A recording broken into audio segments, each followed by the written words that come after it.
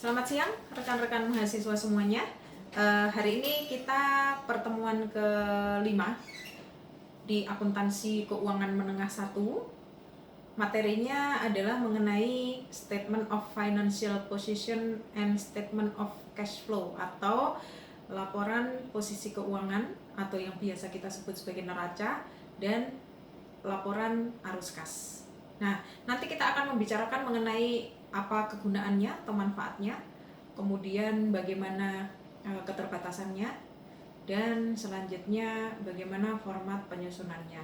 Nah, yang pertama dulu kita masuk ke materi mengenai Statement of Financial Position atau laporan neraca. Nah, di dalam laporan neraca itu ada informasi mengenai aset yang ada di sebelah kiri, kemudian yang ada di sebelah kanan itu ada liabilities atau utang dan equity atau modal.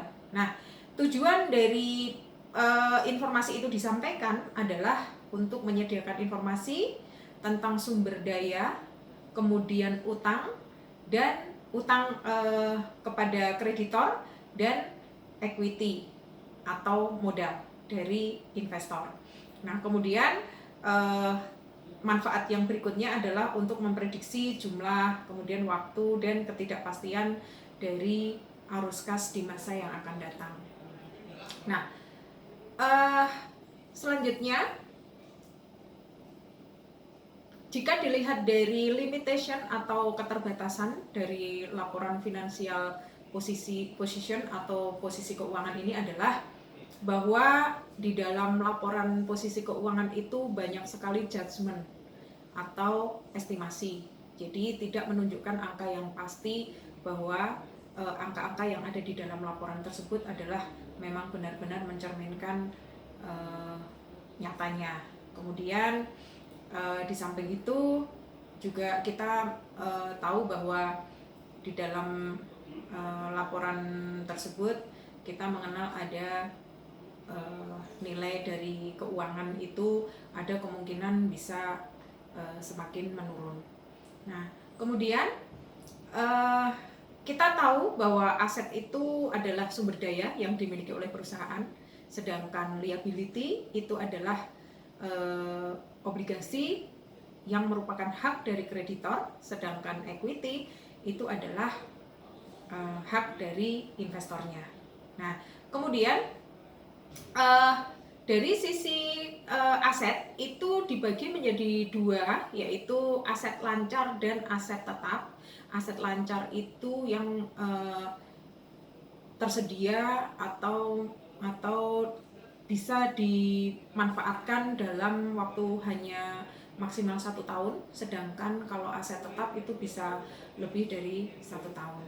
Nah, kemudian yang termasuk aset tetap di situ ada yang disebut dengan tangible atau aset berwujud dan aset tidak berwujud. Aset yang berwujud itu berarti artinya ada wujud atau tangible, sementara aset yang tidak berwujud itu bisa berupa aset yang secara fisikal tidak ada wujudnya. Nah, kemudian dari sisi utang, di situ ada yang dimaksud dengan utang jangka pendek dan utang jangka panjang. Nah, kemudian dari sisi modal, di situ kita mengenal ada modal saham, kemudian jika ada ditambahkan dengan laba yang ditahan. Nah, di situ kemudian untuk laba yang ditahan itu berasal dari laba yang didapatkan dari laporan laba rugi pada periode ini yang dimanfaatkan untuk menambahkan modal bagi perusahaan. Nah, kemudian untuk penyusunan laporan keuangan yang berupa laporan posisi keuangan itu kita mengenal ada yang disebut dengan laporan keuangan atau laporan posisi keuangan dengan model list atau menurun. Yang pertama kita susun adalah non atau current asset terlebih dahulu, kemudian dilanjutkan dengan current asset, kemudian di bawahnya lagi kita akan susun berupa liability atau utang, dan kemudian modal. Anda bisa melihat formatnya itu dari modul dan PowerPoint yang telah disediakan di dalam sistem, silahkan dibuka. Kemudian dari sisi bawahnya lagi, selanjutnya setelah utang, kemudian dilanjutkan dengan modal. Nah, kemudian yang berikutnya lagi, terutama untuk yang posisi keuangan, itu kita nanti akan mengetahui bahwa antara sisi aset dengan sisi liabilities dan equity itu jumlahnya harus sama. Yang di sisi sebelah utang dan modal itu merupakan sumber pendanaan yang kemudian digunakan untuk membiayai total aset yang dimiliki oleh perusahaan, sehingga jumlahnya antara utang dan modal dengan aset, baik itu aset yang lancar maupun aset yang tidak lancar, itu totalnya harus dalam jumlah yang sama. Nah, selanjutnya untuk cash flow. Cash flow itu adalah laporan keuangan yang disediakan, tujuannya adalah untuk memberikan informasi mengenai kas yang diterima dengan kas yang dibayarkan pada satu periode tertentu.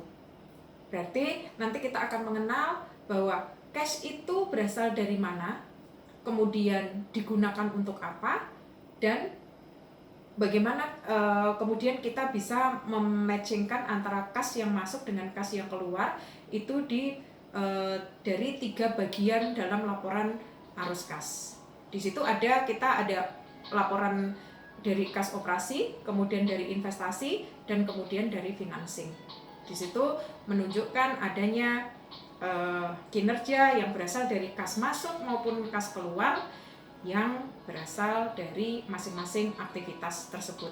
Silahkan dibaca baik-baik materinya, yang baik yang ada di PowerPoint maupun yang ada di modul untuk pengkayaan materi yang Anda perlu.